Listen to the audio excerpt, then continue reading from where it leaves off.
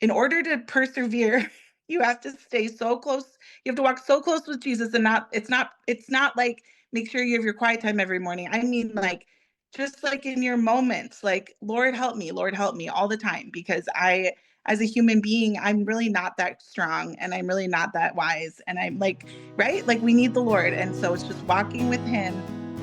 Welcome to the Strong Tower Mental Health Podcast, where you will be encouraged in Christ, where we discuss mental health freedom through the simplicity of the gospel. In this world with so much hurt and pain, we need answers to be free and live with who we are in Christ instead of who we are not. Christians should look different from the rest of the world, living with the fruits of the Spirit, growing from the seed of Christ within us.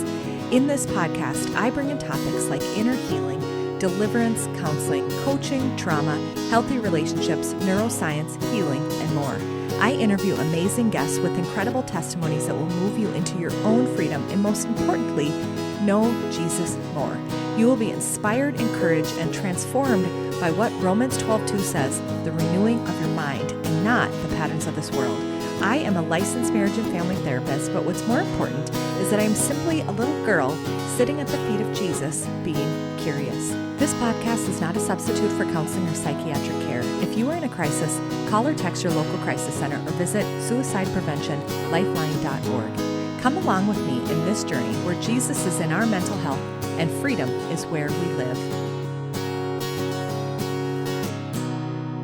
Hello and welcome to the Strong Tower Mental Health Podcast. I am your host, Heidi Mortensen, and I'm so excited to have with me Stephanie Page with Stories Foundation. Hello, Stephanie. Hi, so good to be here.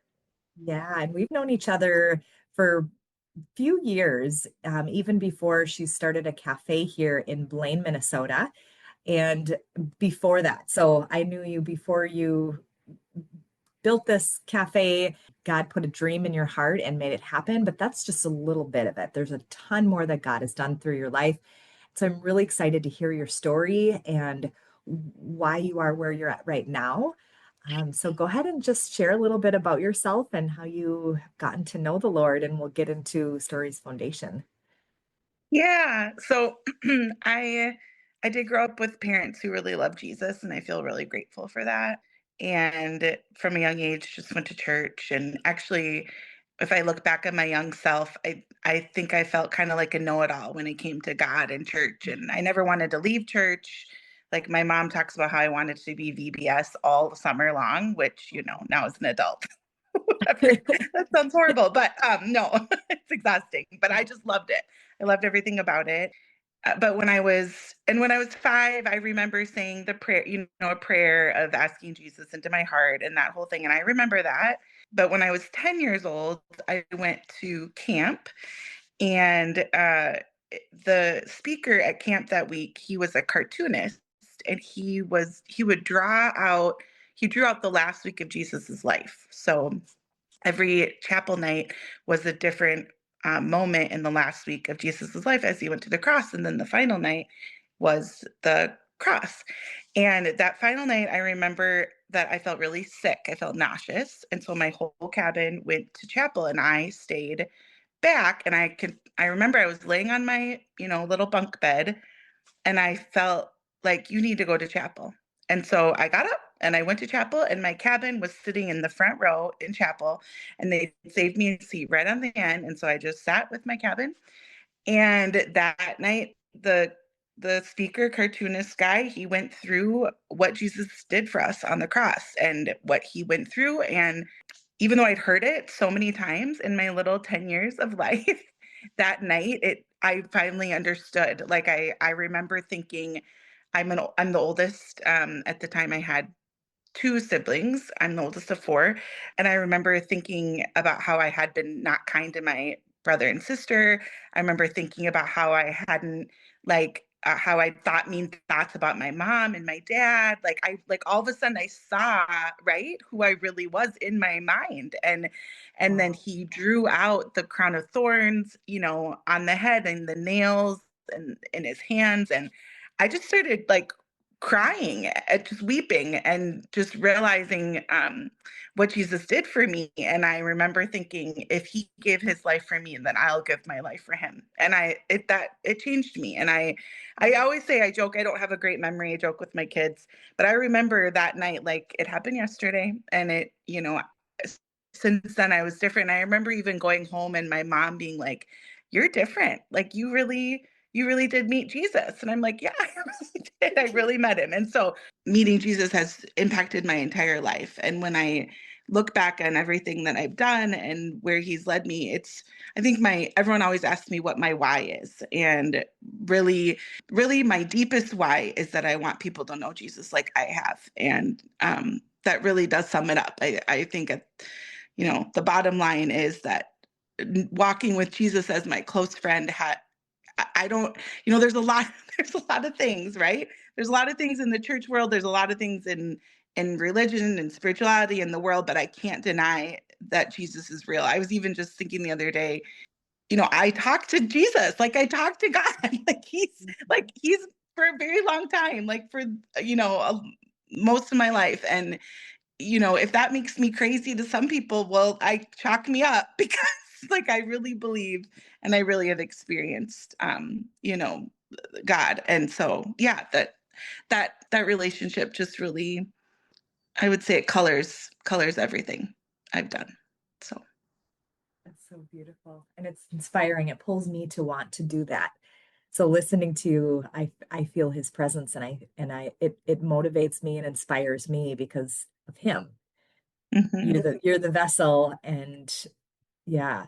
So yeah, tell me then how things changed and how you heard of, felt this move, vision, passion into getting involved in human trafficking, sex trafficking, and even being led to start a cafe. So tell me about that.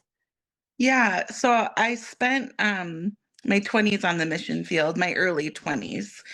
Uh in We were in Ukraine and then in New Orleans when Hurricane Katrina happened, and came home and was trying a lot of different things, trying to figure out what's next, and was feeling kind of feisty, like things weren't really working how I wanted.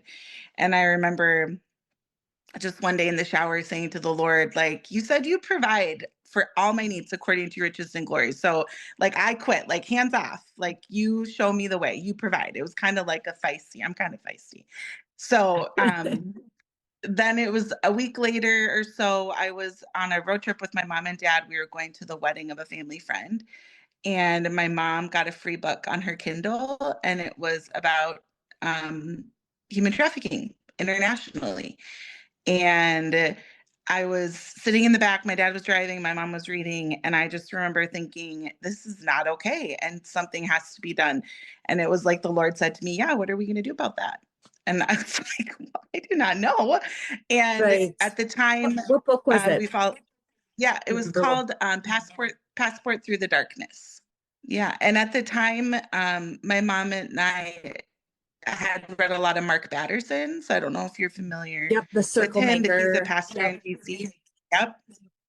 And he started a coffee shop in DC that gives all the money, the profit away to missions. And so we knew about that at the time, and we very naively thought, oh, so fun. We should start a coffee shop and help. And this is all on this road trip. This is how we are. We're big dreamers. I love And that. we thought, Yeah. yeah, we could do that. We could start a Right. coffee shop and help people who are being human trafficked. We had no idea what we spoke of, but that's where Yes. it began. So, yeah. That is, I love that. Yeah, and, he writes books on what is called the circle maker and really talks about prayer, where there's different circles and the impact that you can make. And it's very practical, but really inspiring as well because it puts your faith into action. And that sounds like that's what happened. It was a little seed that happened on this road trip, and you're passionate about something, you're telling God you want to do something, He's asking you to do something. What happens after that? Yeah, so we came home and we started talking about this idea, and people said, if you want people in Minnesota to care about anything, you have to connect it locally. So I Googled human trafficking in Minnesota. And then I started to understand more deeply what trafficking and exploitation looks like, what prostitution really is. And then I began to realize also I thought that we would just be able to come along and start this coffee shop and give money away and just help people. And I realized that there really weren't a lot of organizations doing this work locally here or even at all. There it was pretty new. It was a pretty new this was back in 2012, 2013. And it was summer of 2012 when we read this book. And it was during that time that actually our laws changed here in Minnesota. And we were the first state where if you were arrested for prostitution and you were a minor, you were under the age of 21, you were treated as a criminal and you were put in jail. And the person who was purchasing you was just given like a $150 fine. So in 2012, 2013, the laws shifted where if you were under 21 and now under 24, and you're arrested for prostitution, you're treated as a victim, and they gather evidence and they try and find out who's the trafficker, who's the one pulling the strings. But up until 2012, the law was against prostitution is illegal. And so if you were prostituting, which I say being prostituted, but back then if you were, people didn't see it that way. They thought women went and chose to prostitute themselves, to sell themselves. And so then they were arrested and they were charged. Anyways, all that to say, I had no idea that this shift was happening and that really this idea of human trafficking was fairly new.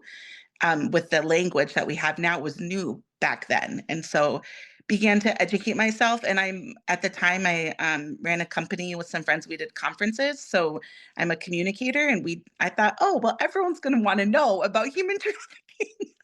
So we did a conference and we did that at a few different churches over the next 3 years. And there are definitely people who wanted to know. And there were a lot of people that didn't want to know.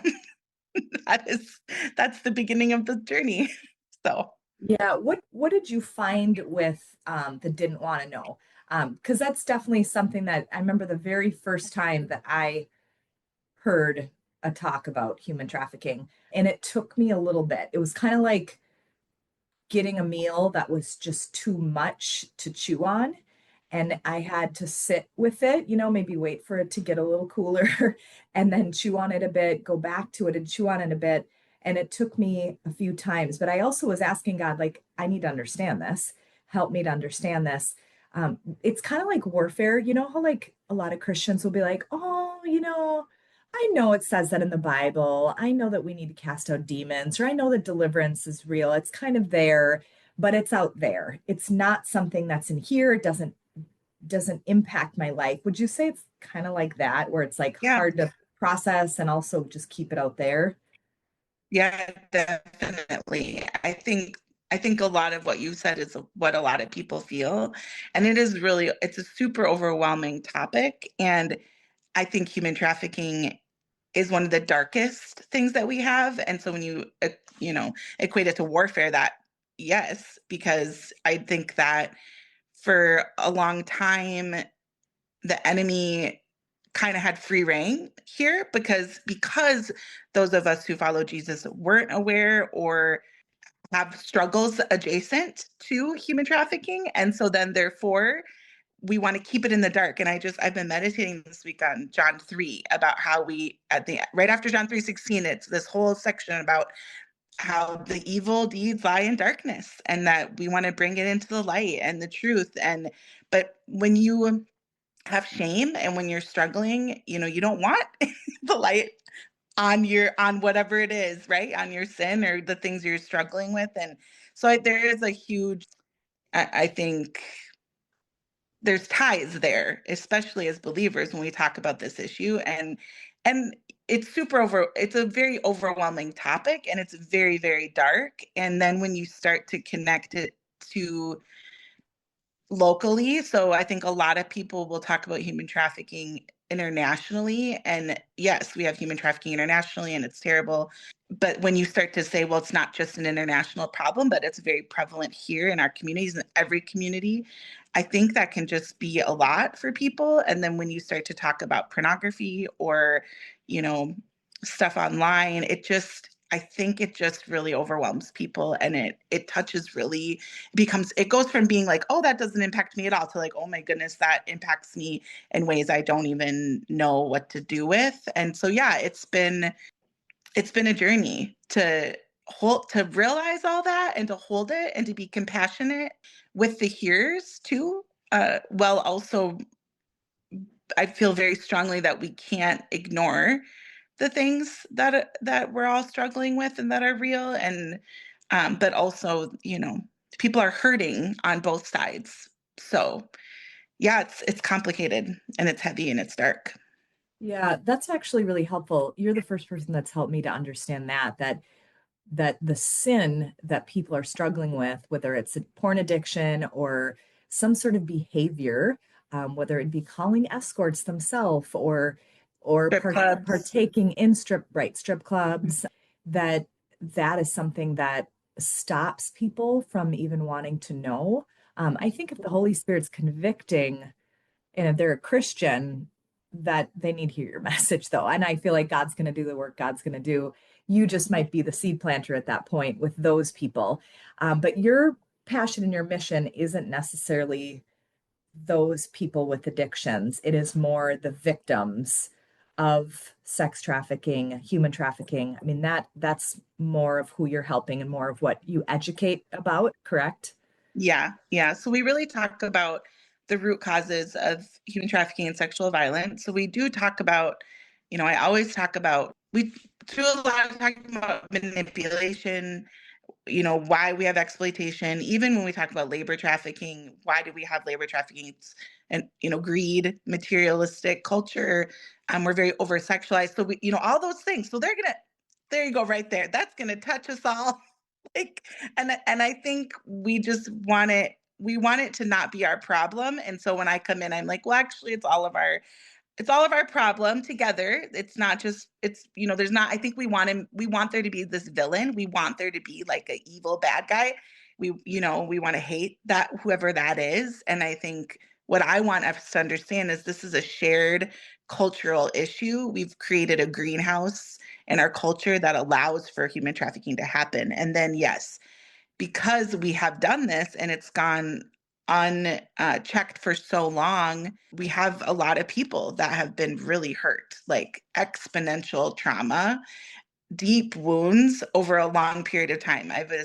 We're talking about starting some housing for survivors of trafficking, and we were talking about domestic violence and trafficking, and I think that what people don't understand about victim survivors of human trafficking, especially sex trafficking, is that they've endured emotional, verbal, physical abuse for very oftentimes the survivors I'm working with, they're well into their adulthood for decades. And so they've learned how to survive in these situations that nobody should have to survive in. And now we come along and we're trying to help them see a way out.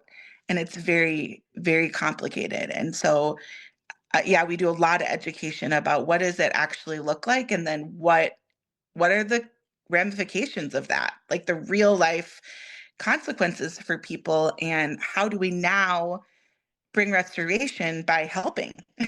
How do we help? How do we create pathways for healing? So So tell me if it's I'm okay.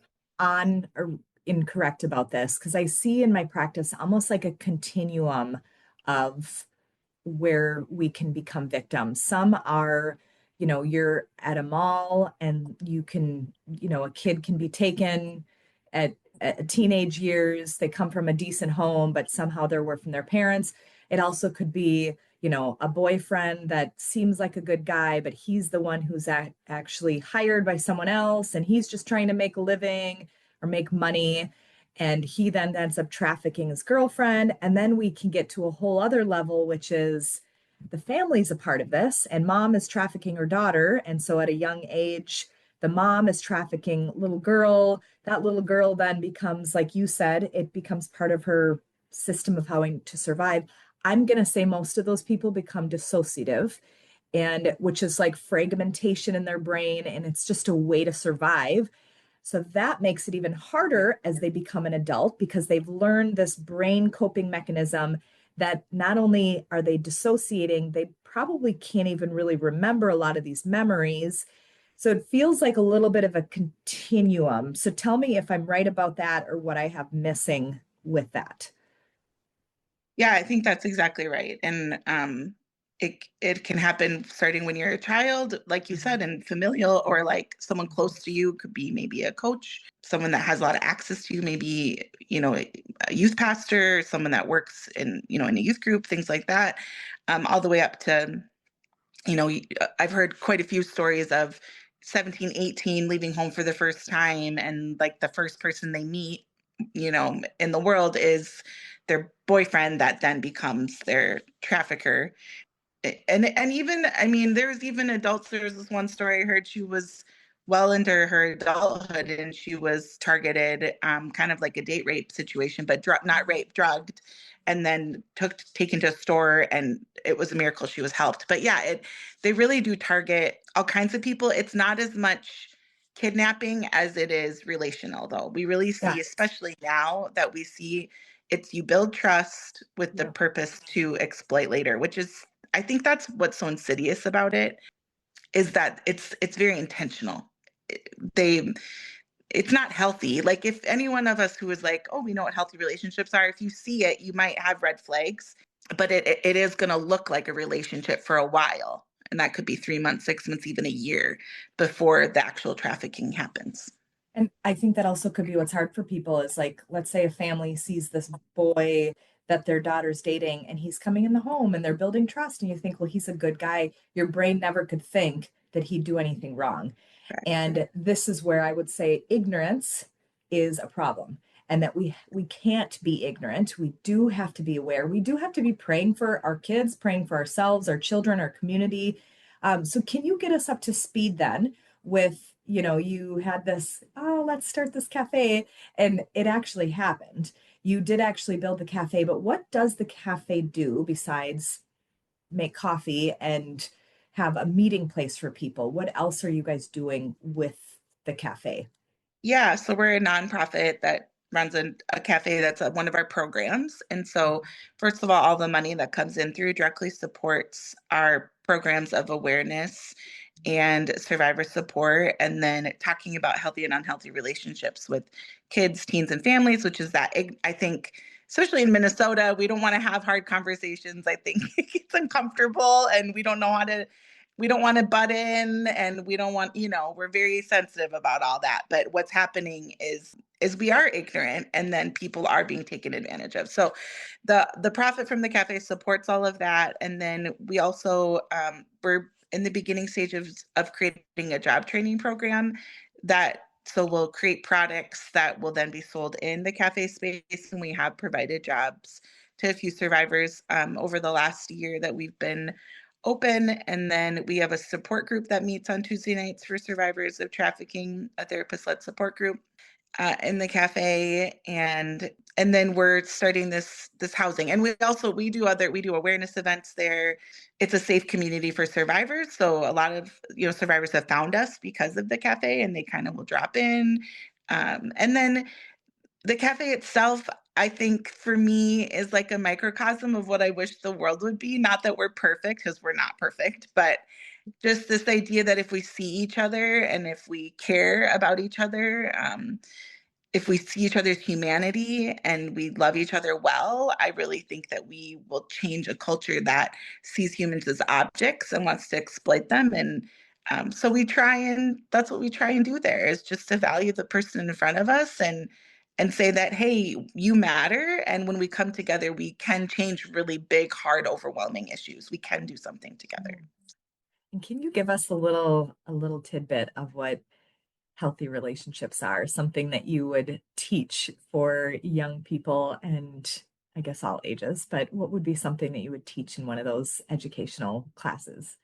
Yeah. So we say that every person has a story and every story has value. And it's really important to first see our own value, because if we don't see our own value, then we can't see the value in someone else. And so I think it's really important, especially with teenagers, right? Like how you see yourself, your confidence in who you are. If you're not, then you're going to be manipulating others. You're going to be looking for other people to satisfy these gaps in you, and it creates these unhealthy dynamics. And so I talk a lot about manipulation and how manipulation is on a spectrum with trafficking and exploitation. So when we normalize manipulation, we are we are doing a disservice to the kids and teens and ourselves, because what then happens is when exploitation begins, the red flags aren't there, because we've already become familiar with these tactics of like, well, if you do for me, I'll do for you, or you're responsible for my feelings, or you know what I mean, like we've kind of normalized, well,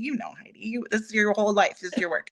So these are the things that we talk about, is trying to help people understand that they matter all by themselves. Like they have worth and they have value, and we can be an authentic connection and community with each other, and we don't have to try and manipulate. We don't have to try and you know harm people. And then we identify, like we literally say, this is healthy relationship, this is an abusive, and then this would be an exploitive. And we talk about that spectrum of healthy to exploitive, and trafficking, and just name it. Just name, if this is happening in your relationships, this is not okay. And I think Yeah.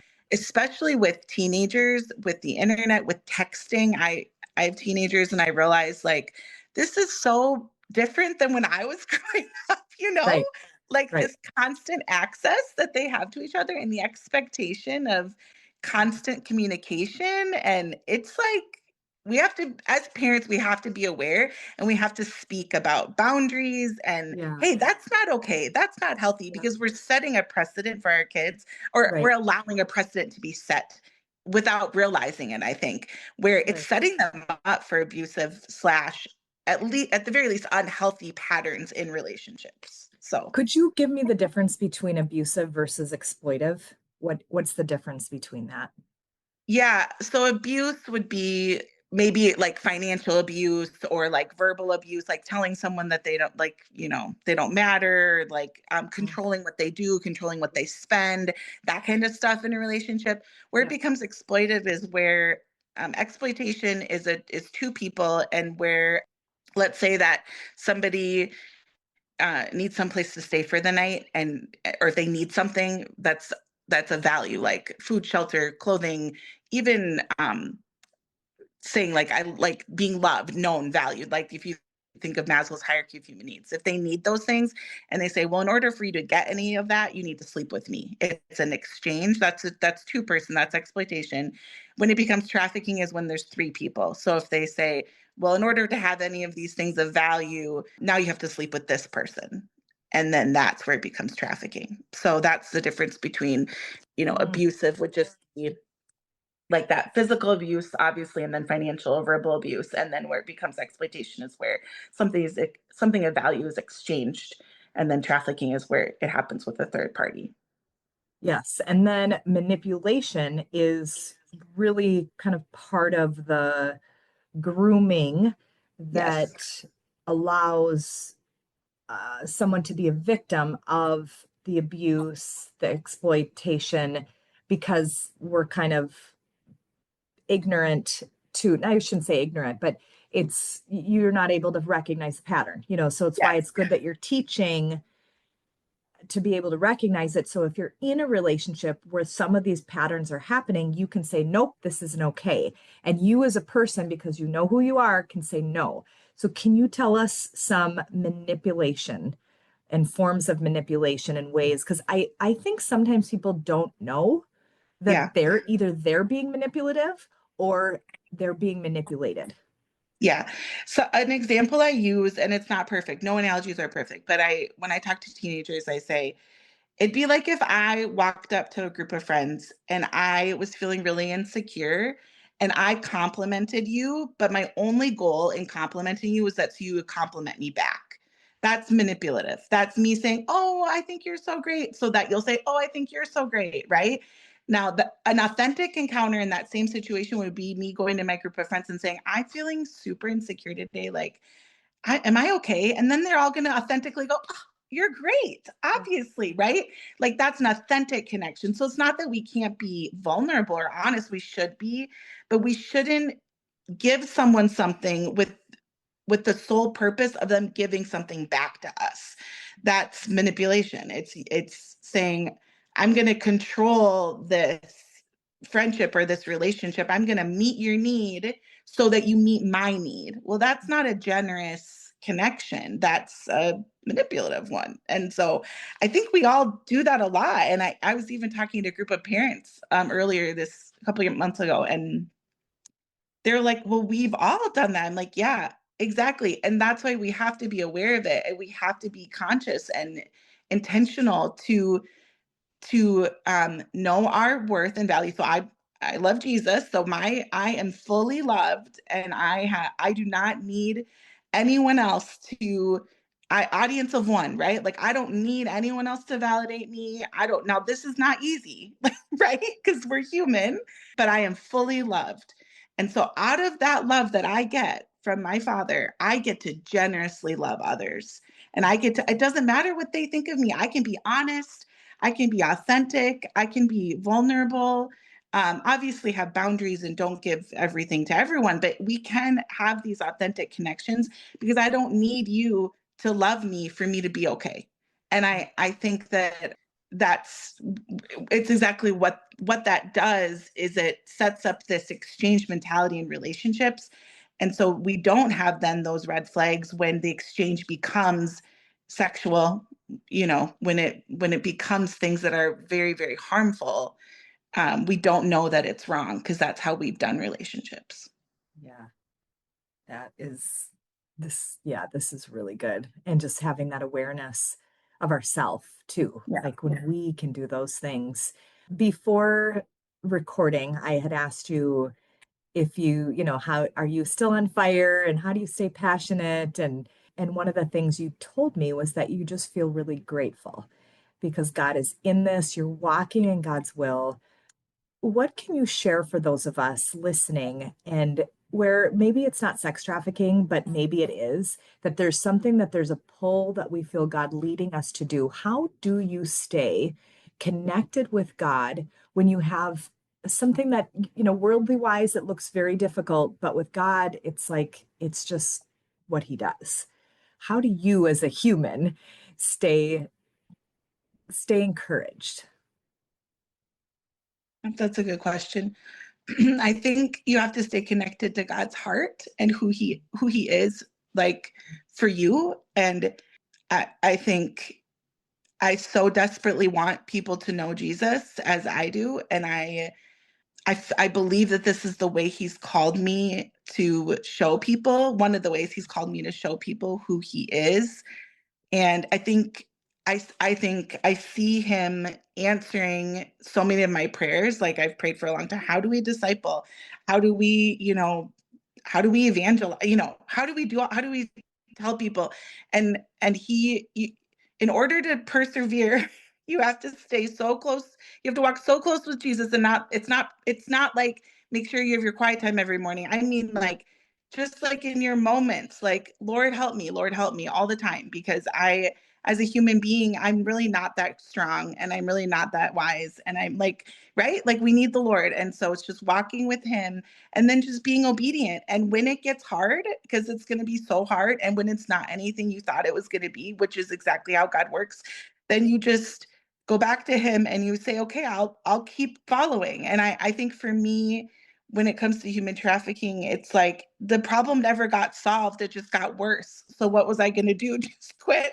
Like, even when I wanted to quit, I was like, well, okay, Lord, like, I I'm don't in know. this, right? It's just, You called me. This you're, is what you showed me to do. Yep. yeah, what else am I going to do? I don't know. So it's not like I'm some superhuman. I feel like I so want to do what God wants me to do. And I couldn't look away. And so I would just, it really is just one step at a time. Like it's just one day at a time, one step at a time. It's being very surrendered. It's being very flexible. It's being willing to lay your pride down because people, are going to think what they're going to think, and it's not going to look successful at the big, that at least in my experience, like Yeah.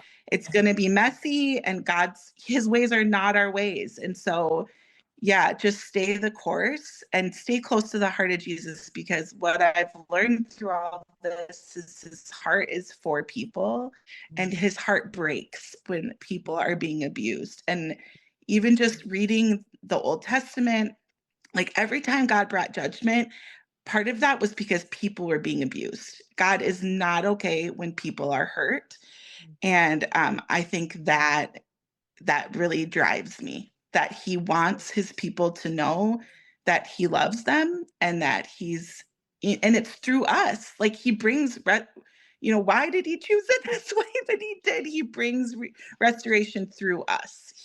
That's what he wants to partner with us. That's humbling. So I would just say, just stay the course, stay close to the heart of Jesus. And he does it. He does it. And then we all know it's not us. So yay. That's good. Right, because we will mess up. And yeah, Oh, that was a really good answer. Yeah, this has been really wonderful having you on. What else do you feel like you'd like to share that you haven't shared yet in this interview?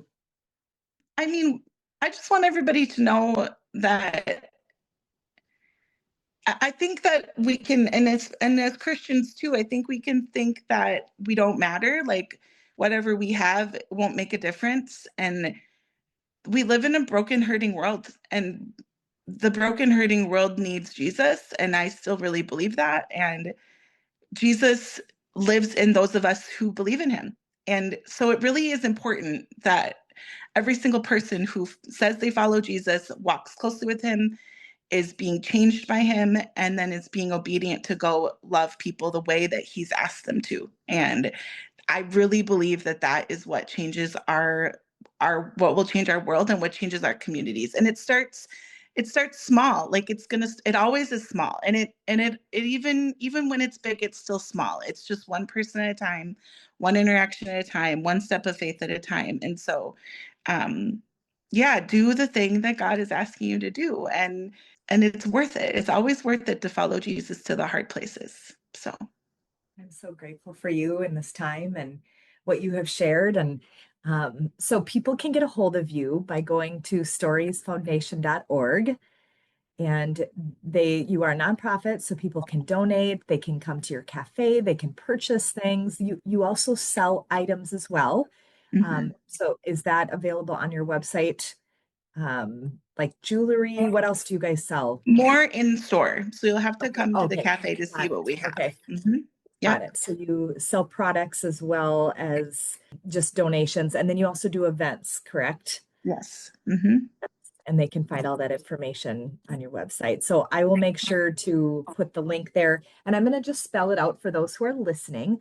It's www.storiesfoundation.org. Yeah. So would you be willing to pray for us, Steph? Definitely. Thanks, Heidi. Dear Jesus, I just thank you for how good you are. You are so faithful.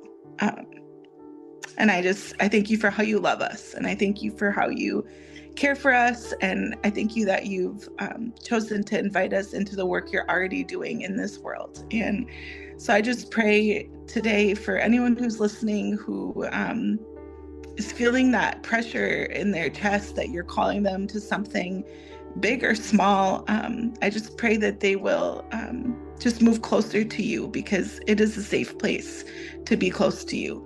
And I pray that they will choose to surrender and choose to be obedient. And I just pray that you continually make all of us to reflect you. I pray that we are all just continually being changed to reflect you more. And I do pray that your light will just shine in the darkness.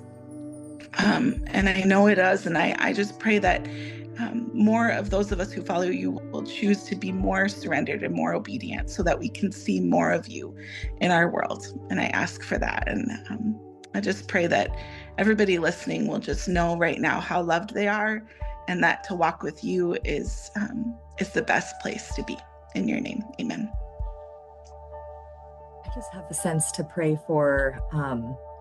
I feel like there's some people who have made a choice to step into trafficking for financial reasons. And I feel like there's shame that hangs over people. So I'm just going to pray for those who are feeling shame of choices that you have made, where there's a mixture of trauma and stepping into something, but you're like, I made the choice, so it was my fault and I did it.